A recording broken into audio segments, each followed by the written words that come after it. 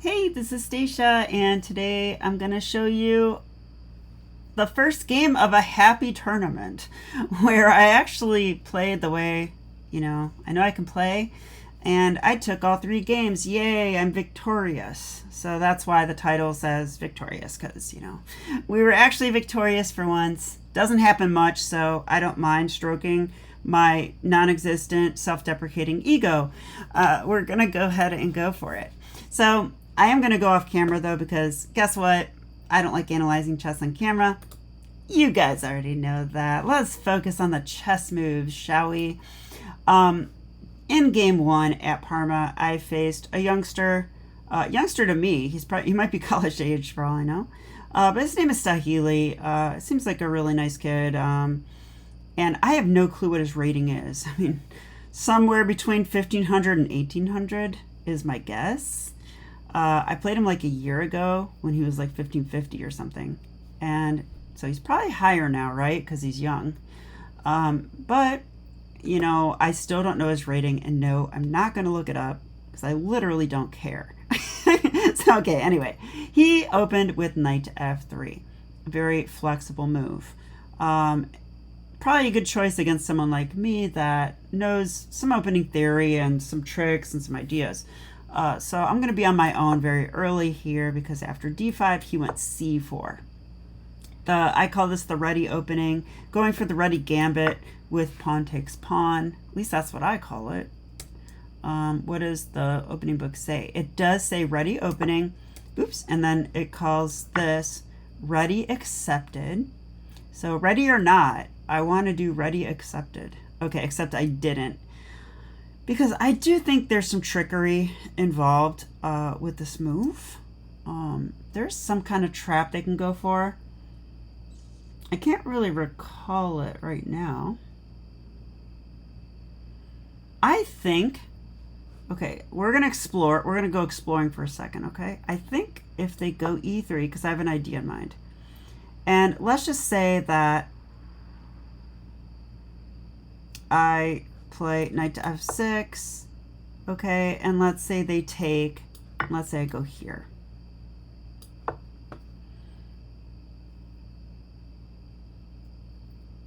Just wondering if there's anything they can do here.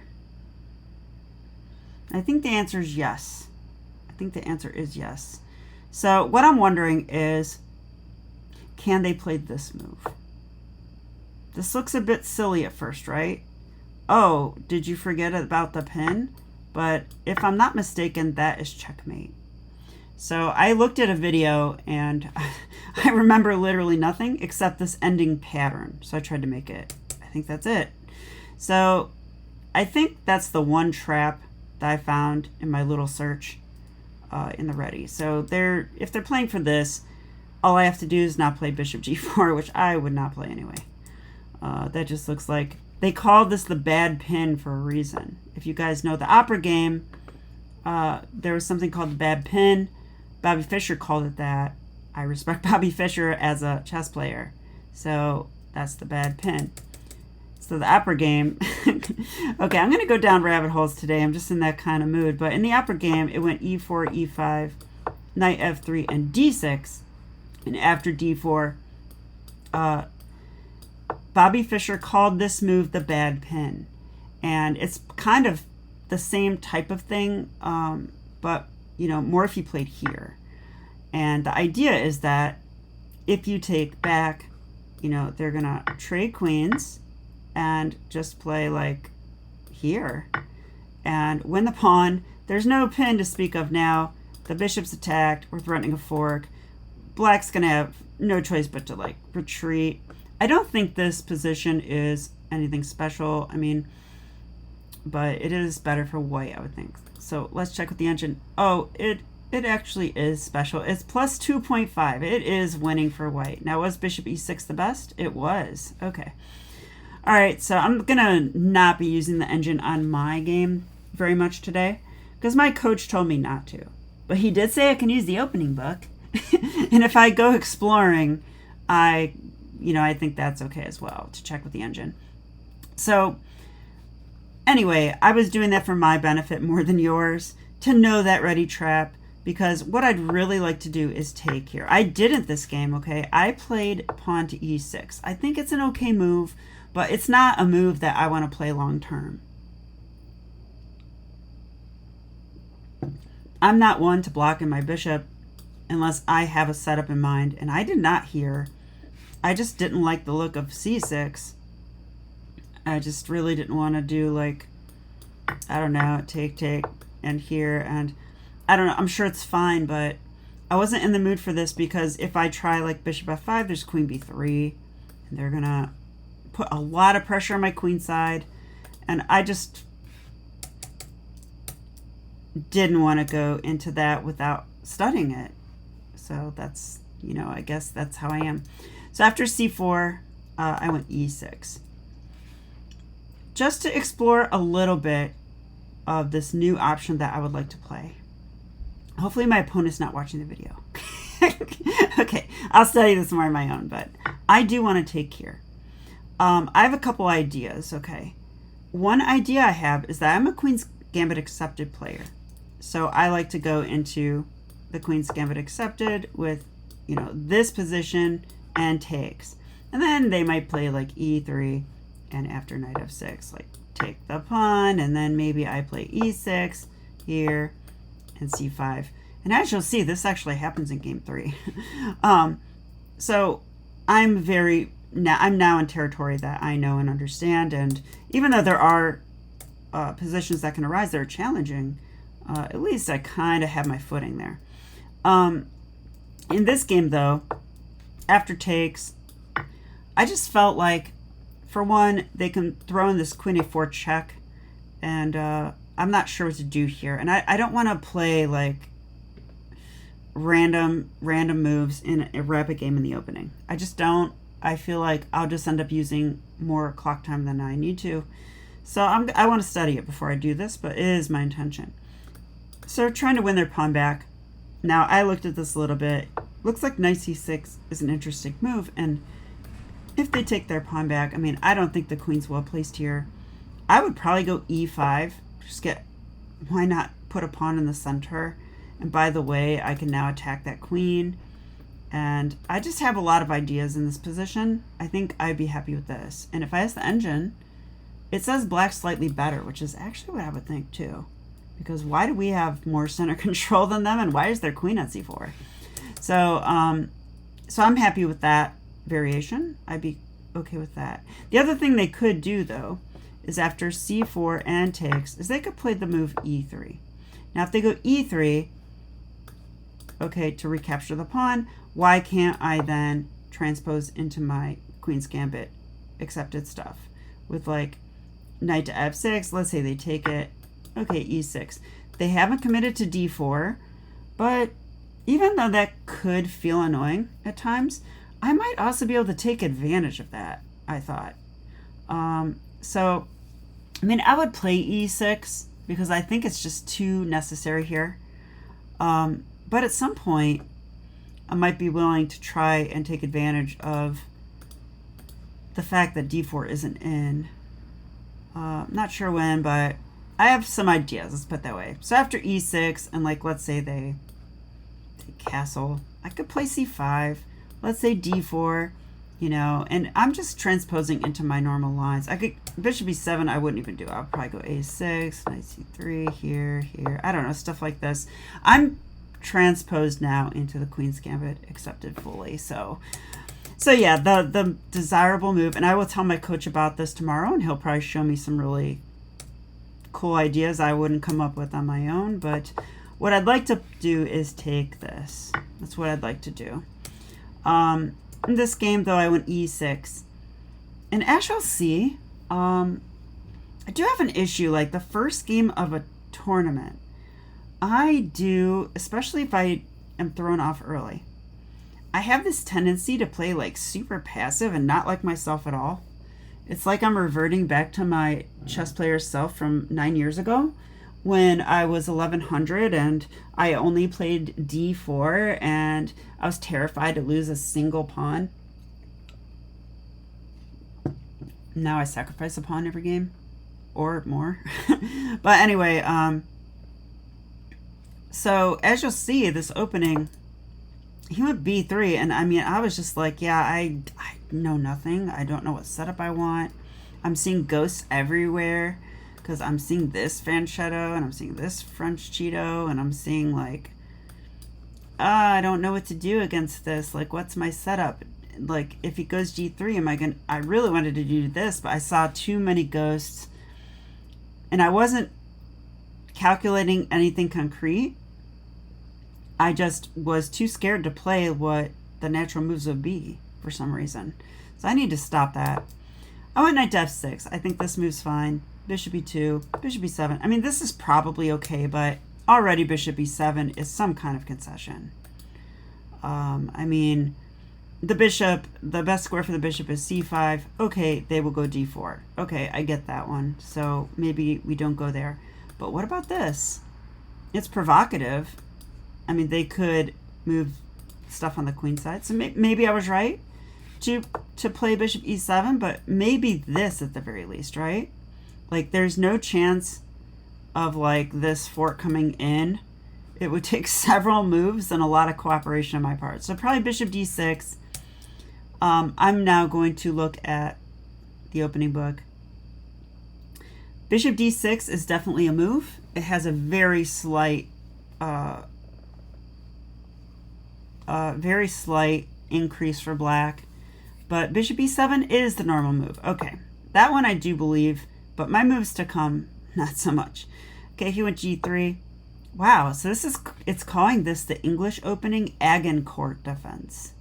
That is just a weird but cool name somehow. Agincourt defense or Agincourt defense? I don't know. But anyway, okay, so here I played c6. Okay, so c6 that was only played by 7 masters. So let's follow the main line of this now. Okay, because I played very passive from here, but I could just castle. I didn't want to commit to castling because I was thinking about this. I'll tell you that much. But the main line is bishop g2, c5, castle, knight c6, e3, b6, knight c3, bishop e7. Yeah, white's not committing their center pawn here. And now it gives c takes d5. Oops. Oh, now it gives c takes d5, knight takes d5. I mean, white has a serious plus score on this line. Like, they take here, queen takes, d4, and it looks like black hardly ever wins. White wins 54% of the time, and like pretty much the rest is draws. So that is not the kind of position I want to play. So I will tell you that. So I'm not going to go for this. So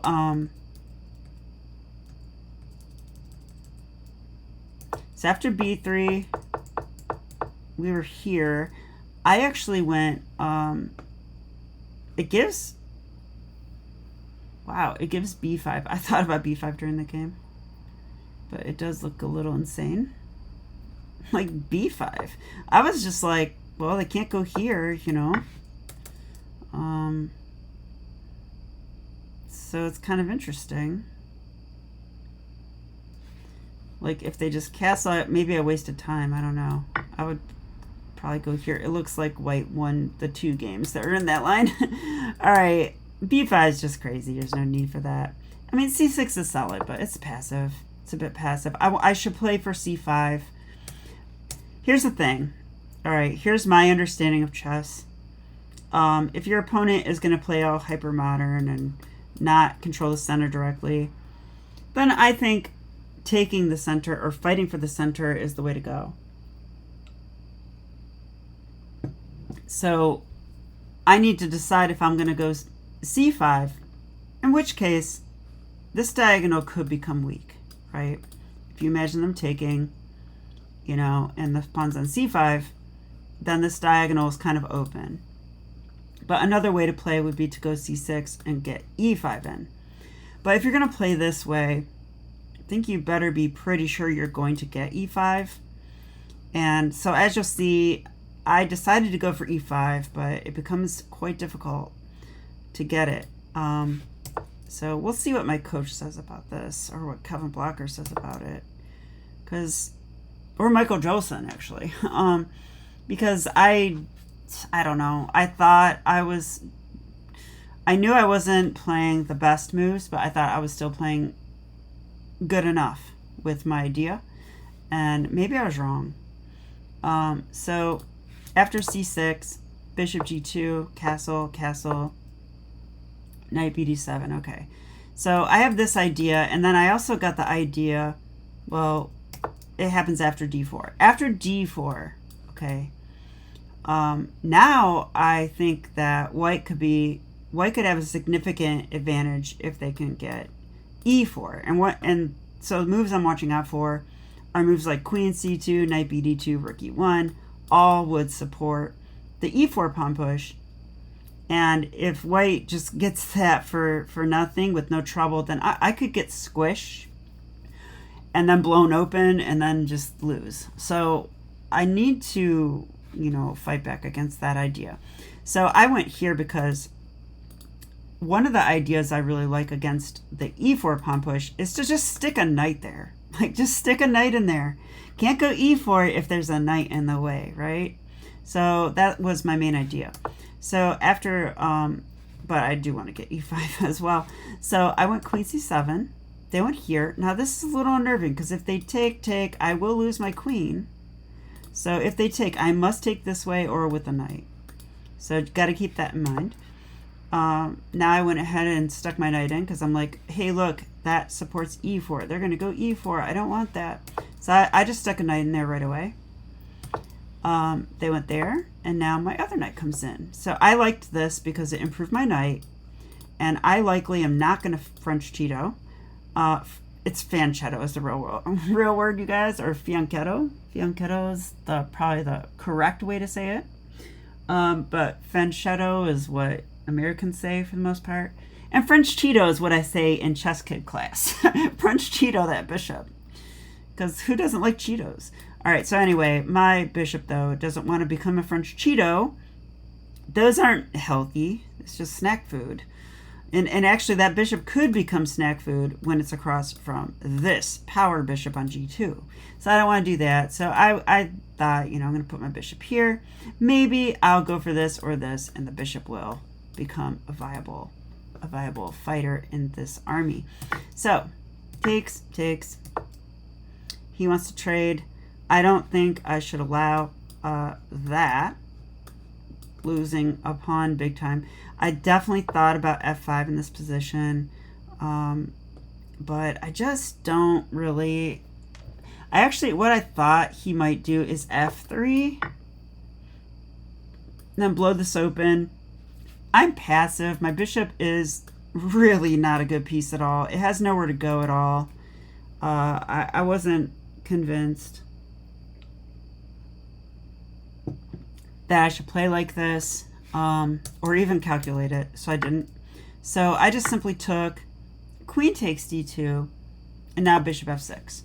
And my idea was, okay, that pawn is pinned and attacked, and I can play for c5, potentially. It's at least going to gain a tempo. And by the way, I might play e5. So I liked this idea. Now, I can't, is this theory? No, there's no games. Okay, so I am now banned from using the computer engine. So you guys are going to have to deal with my 1700 analysis. Rook 8 to c1 by my opponent. And, okay, I think he really is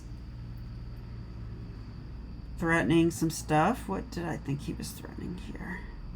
Like, if take, I have to take here. Yes, and then he takes here, right? So just for example, let's say king h8. Okay, he takes. You do that, you lose your queen, so don't do that. If we take here, though, guess what? That's still pinned. So he would take there. I still can't take it. So I saw that, so I moved my queen. So after rook a c1, queen to e7. Still supporting e5, right? That was my main idea. I'm also supporting c5 if I want to play c5. So he goes c takes d5. And I think this is actually a mistake. I'm going to give it a mistake mark, and we'll see if my coach agrees with me. So you should look around at the board when you're playing chess and ask yourself some questions about the position in general. Like, what pieces are good, what is not good, what do we need to accomplish? If you do that in this position, one thing should become clear. Bad bishop on c8. That is black's one problem. It's probably why black is worse here. So I don't want to use the computer engine, but I'm going to ask at the eval. I got to ask at the eval. I think white's better by a little bit. Now I'm going to ask it. Yep, plus 0.8. And that's based on not only the bad bishop, but the extra center and the lead in development, actually, because I'm blocking my rook. So my passive play, my passive solid play, has allowed white to gain space, a lead in development, and basically a 2/3 of a pawn advantage, is how I would put it. But after c takes d5, they literally, like, fixed two of the problems. Now their center pawn is gone, and my pawn became a center pawn. And my bishop's open. Thank you. I had one big problem, this bishop. You just solved it for me, right? So if Stahili, if you happen to stumble on this video, you should be aware that when your opponent has a bishop locked in, keep it locked in, you know? Don't let me out. Because that was a big relief for me. Okay, but it's not winning for black, I wouldn't say. But I think black's equalized after that. I'll check with the engine to...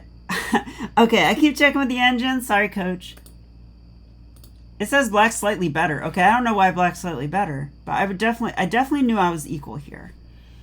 Okay, so now what does he do? He goes queen to c3.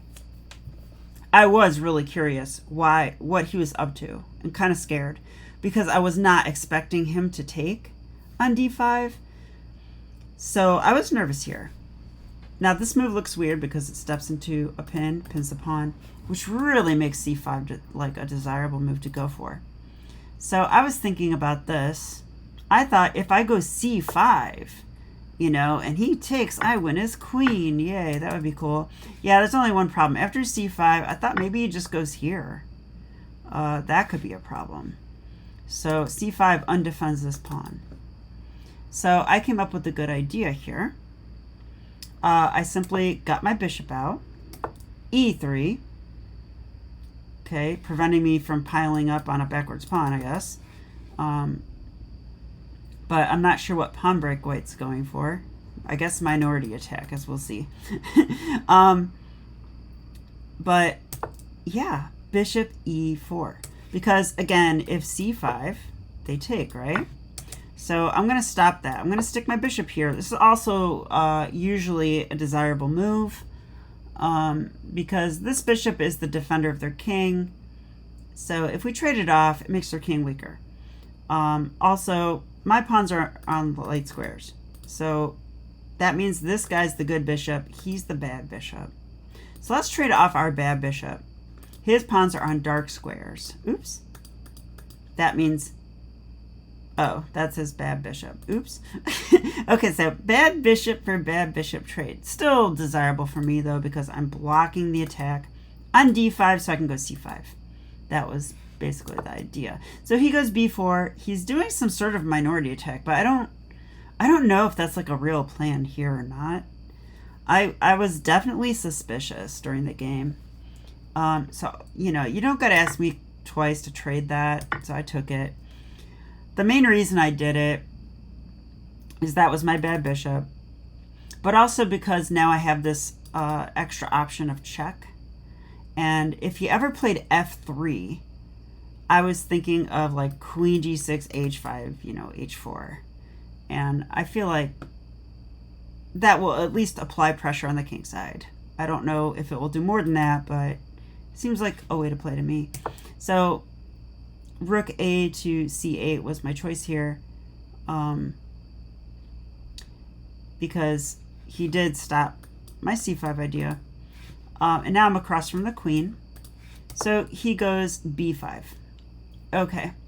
Now, I definitely thought about taking here, because, like, I was curious if he was going to actually, you know, sack like this. I mean, this is pretty interesting, actually. I guess I have to block, and now I'm lost. So it really seemed like he was. So I didn't take. Instead, the whole time I was actually calculating B5, and I kept going for C5 there. And that's what I did in the game. So this position does arise. So I play pawn to C5. Obviously that is pinned, right? You cannot take and lose your queen. That's not recommended. So he can't take. And now there's no bishop on G2, right? We took care of that problem. So, but he went bishop A3, which I did kind of miss. I will admit that I missed that move. And I was like, oh man, I missed that move. I probably just blundered. Oh no. Okay, that's the wrong way to think about chess.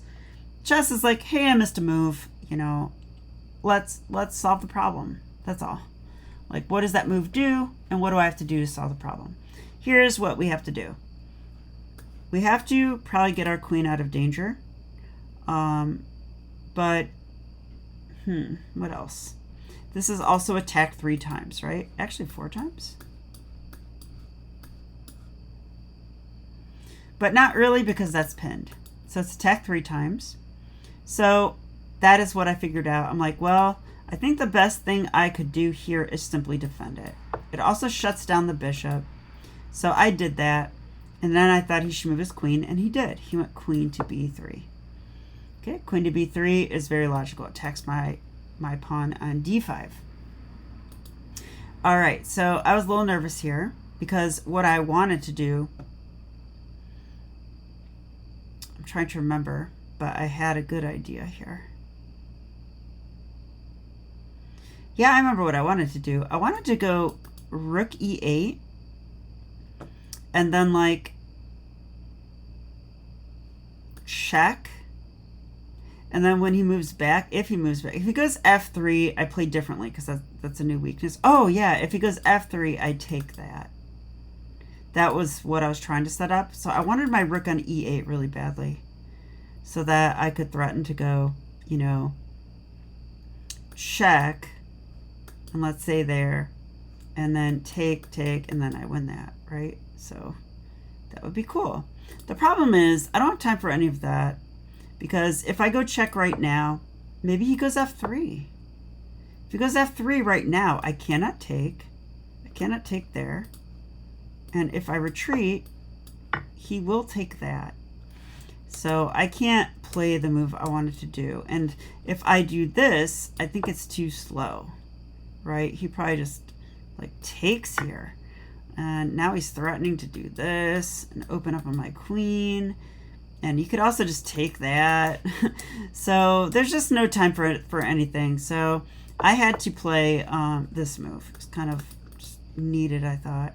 Rook F to D8, defend the pawn, and keep the other ideas in mind. And I hallucinated this game, and this is why chess, like we say there's no luck in chess, or, oh, okay, no one's ever really said that to me. But I honestly thought when I was first getting into chess that it's an all-skill game. There's no luck involved at all.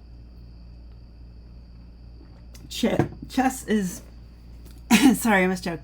Chess is like a pure form of like competition because it's 100% based on strategy. Well, guess what? It's not, because I actually thought I was losing here. I hallucinated some thought where he could take here. I thought he could take this. And the truth is, I've got 1, 2, and 3 defenders on it. And he's got 1, 2, 3 attackers on it. So the truth is, that's enough to hold it. He's not winning that pawn, and for some reason I thought he was. An error like that can lose you a game. But, and I thought I was going to lose that pawn here. So all it did for me was make me think that this was a blunder. I'm like, why didn't he take the pawn? Oh, he just messed up. It gave me like a bunch of false confidence or real confidence. I don't know what kind of confidence it was, but it definitely inspired me to play it on with some fervor because I thought I might win this game now. So I went ahead and threw in the check. King G1, and I took on G4. This was the plan I was talking about. And now I had time for it because queen guards the pawn, as you might notice. If F3, which I thought he definitely would play. Well, no, if F3 here. Wait a minute, let me look at this position. No, that's a huge blunder. And actually, this blunder is exactly what happened in the game. Yeah, my opponent missed this idea just like I did just now, but I saw it during the game, which is the fact that it's a check and it hits this rook. This rook is protected by the queen, but it's x-rayed by the rook on c8. That means I can take here, and that will be attacked. And if he has to take time to defend it, I get to take here. And obviously this is going to start looking really good, right? Because like if the king goes g1, I take here, check, maybe. Queen's still defending in this case, but I could take once. See if they want to take with the queen, then take their check. Stuff like that. I think you get my point. But after rook c2, I definitely wanted to check. It just looks like a move that applies a lot of pressure. And he went king to g1, and I went here. And this is a discovered attack. So he must trade rooks here. But unfortunately, my opponent did not. He just simply took back.